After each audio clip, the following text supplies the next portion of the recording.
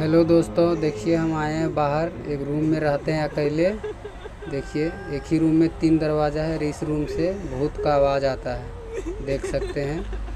अभी रात का 12 बजा है, घर में कोई नहीं है, अकेला है और अंदर से आवाज़ आ रहा है, देख सकते हैं। एक बाहर जाने का दरवाज़ा इधर है। एक ही रूम में 3 दरवाज़ा है।